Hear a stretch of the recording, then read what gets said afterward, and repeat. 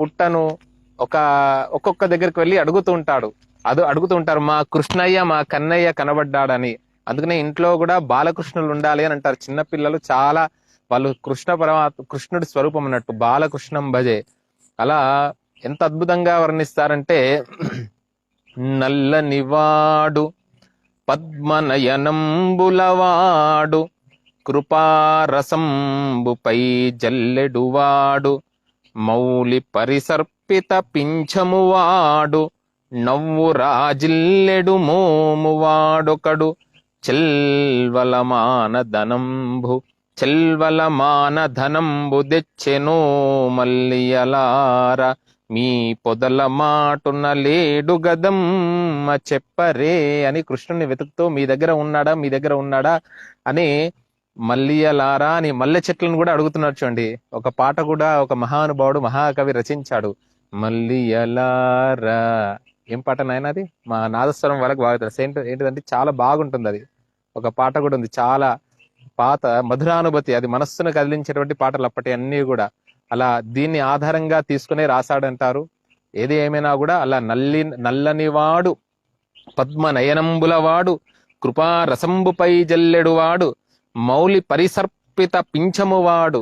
ఆ స్వామివారు నెమలి సంబంధమైనటువంటి ఆ నెమలి పింఛమును ధరిస్తాడు. దానికి ప్రతీక ఏమిటి అంటే అనేక వర్ణాలతో ఉంటుందండి నెమలి పింఛము. అనేక వర్ణాలున్నా కూడా అంటే జీవితంలో కూడా మనకు సుఖము దుఃఖము, కొంతమంది సన్మానించేవారు ఉంటారు, అవమానించేవారు ఉంటారు, ఎప్పుడు మన గురించి ఆలోచించేటువంటి వారు ఉంటారు, ఎందరో మహనీయులు. అలా అన్వేషణ అంటారు అన్నట్టు, అన్వేషణ పరులు కూడా ఉంటూ ఉంటారు. అలా ఎందరో జీవితంలో ఎన్నో సుఖ దుఃఖాలు, అన్వేషణలు ఇవన్నీ కూడా ఉంటాయి. కాబట్టి వీటన్నింటినీ కూడా ఒక ప్రసాదంగా, భగవత్ ప్రసాదంగా తీసుకొని ఎవరైతే మంచిని అంటే పాజిటివ్, ఎప్పుడు మంచిని ఆలోచించనంట. చూడండి, కృష్ణుడు చెరసాల్లో పుట్టాడు అనంటే చెరసాల్లో పెరిగాడు, చెరసాల్లో పుట్టాడు. 14 సంవత్సరాలు ఎక్కడ? నందుడి దగ్గరగా, మహానందాంగనాడింభకున్ అంటే నందుడు యశోద దగ్గర పెరిగాడు 14 సంవత్సరాలు. దీంట్లో అంటే లౌకికంగా ఒక మహాకవి, ఇది లౌకికార్థంగా కూడా మనం తీసుకోవచ్చు. అంటే మనకు ఒక పురాణాన్ని, ఒక రామాయణాన్ని అనేక మంది రచించారు. అలా భాగవతాన్ని కూడా ఎంతో మంది వారి విధానాలలో వారి భావనతో రచించడం జరిగింది. ఇక్కడ ఒక పరమార్థం తీసుకోవాలి అనంటే ఒక మహాకవి ఒక లౌకికార్థంగా చెప్పినటువంటి విషయాన్ని మనము తెలుసుకుందాం. ఏమిటి అంటే 14 సంవత్సరాలు కృష్ణ భగవానుడు ఇలా తల్లిదండ్రులకు దూరంగా ఉండడం ఏమిటి అని అడుగుతుందన్నట్టు. మామూలుగా వసుదేవ సుతం దేవం, దేవకి అడుగుతుంది. అంటే కర్మ ఎవరైనా కూడా అనుభవించాలి. ఒకానొక సమయంలో రామావతారంలో నన్ను 14 సంవత్సరాలు తల్లి దగ్గర నుండి దూరం చేశావు కదా, కాబట్టి ఈ జన్మలో ఇక్కడ కైకేయిగా, అక్కడ యశోదామాత ఎవరైతే ఉన్నారో ఆ అమ్మ కౌసల్యగా మనకు ఒక లౌకికార్థంగా చెప్పాలన్నట్టు ఒక మహాకవి తన యొక్క భాషలో రచించుకున్నారు అన్నట్టు. అందుకనే అలా 14 సంవత్సరాలు హరి అయినా హరుడైనా హరినాపి హరేనాపి బ్రహ్మానాపి సురైరపి లలాట లిఖితే రేఖ. హరి అయినా హరుడైనా ఎవరైనా కూడా వారు చేసినటువంటి తప్పును అంటే వారు చేసినటువంటి కర్మను వారు తప్పకుండా ఎవరైనా కూడా అనుభవించాలి అని దీని యొక్క పరమార్థం అన్నట్టు. ఇంకో అర్థము కూడా, కృష్ణుడికి 16,000 మంది గోపికలేంది అని అడుగుతూ ఉంటారు.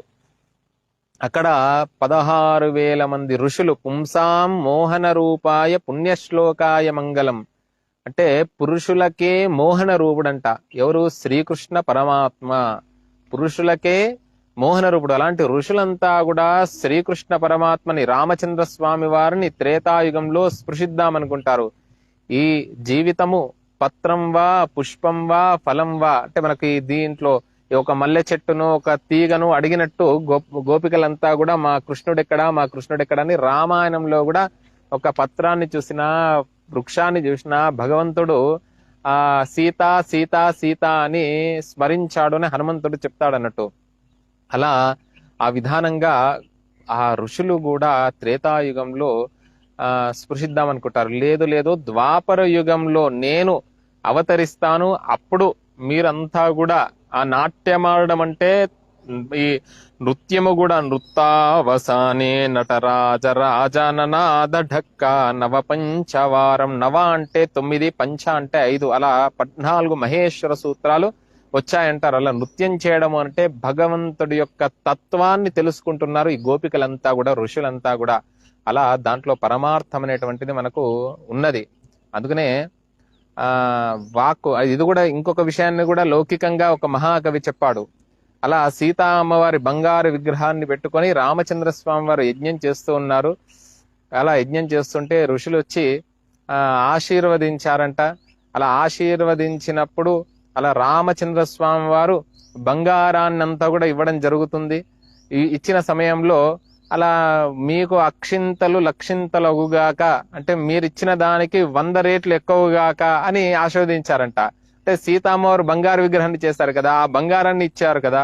అలా అదే ఒక తత్వార్థంగా కూడా లౌకికమైనటువంటి అర్థంలో చెప్పారు. ఏ విధానంగా తీసుకున్నా కూడా భావనా మాత్ర సంతుష్టాయి నమో నమః అని అమ్మవారిని స్మరించినట్టు ఆ విధానంగా కృష్ణ పరమాత్మ చెరసాల్లో వారు ఆవిర్భవించారు. జనించడం కాదు, శంఖ చక్ర గద ఇలా ఒక రూపంగా ఆవిర్భవించి ఒక్కసారి మాయను కమ్మేశాడు. అలా అందరూ కూడా అలా వెంటనే బాలుడి రూపంలో వచ్చినటువంటి మనం చూస్తూ ఉంటాము ఆ కృష్ణ పరమాత్మను. అలా ఏమీ తెలియనట్టుగా కరారవిందేన పదారవిందం ముఖారవిందే వినివేశయంతం వటస్య పత్రస్య పుటేశయానం బాలం ముకుందం మనసా స్మరామి అని ఆ కృష్ణ పరమాత్మను దర్శించడం. కృష్ణ అంటే కర్షతీతి, ఆకర్షించేటువంటి వాడు, సర్వం కరోతి, అన్నిటినీ కూడా అనుగ్రహించేటువంటి వాడు. ఆయనకు అనేక తత్వార్థాలు మనం తెలుసుకోవచ్చు. అలా ఈ కృష్ణ పరమాత్మ కుచేలుడిని కూడా కుబేరుణ్ణి చేశాడు. ఎవరు ఆరాధించవచ్చు అంటే సామాన్యుడి నుండి మాన్యుల వరకు. అంటే సామాన్యులు అంటే ఏమి రోజు నిత్యం ఏ పూటకు ఆ పూట గడుపుతున్నటువంటి వారు కూడా కుచేలుడు ఏం చేశాడండి, అటుకులు తీసుకొని వెళ్ళి ఇస్తేనే కదా కుబేరుణ్ణి చేశాడు. చిన్నపిల్లలకి ఏం చేస్తాం, పిల్లలకి ఏది ఇష్టం, ఆహారం, పాలు ఇష్టం, అటుకులు ఇష్టం, వారికి మిశ్రీ ఇష్టం. వేరే వాటికి ఏవి పెట్టినా కూడా పంచభక్ష పరమాన్నాలు మనం కోట్లు సంపాదించి పెట్టినా కూడా స్వీకరించడంట. భక్తి అనేటువంటి పుష్పాన్ని అర్పించాలి. మనస్సు అనేటువంటి మనోపుష్పాన్ని ఆ కృష్ణ పరమాత్మకు అర్పించాలి. అలా నెమలి పింఛంలో ఇంకొక అర్థం ఏంటిదంటే అస్ఖలిత బ్రహ్మచారి శ్రీకృష్ణ పరమాత్మ. కృష్ణుడు అంటే నెమలి ఏంటిదంటే మంచి మేఘావృతమైన సమయంలో మనకు నృత్యం చేస్తూ ఉంటుంది. అప్పుడు ఆనంద బాష్పాలు మొగలనెమలి అలా పడిన సమయంలో ఆడనెమలి తీసుకొని అలా సంతానం అవుతుంది అని చెప్తానంట. అంటే అలా స్ఖలితం కాకుండా అస్ఖలిత బ్రహ్మచారి. అలా గోవుల దగ్గర ఉంటాడు. గోవు అంటే ఇంద్రియములని, భూమి అని,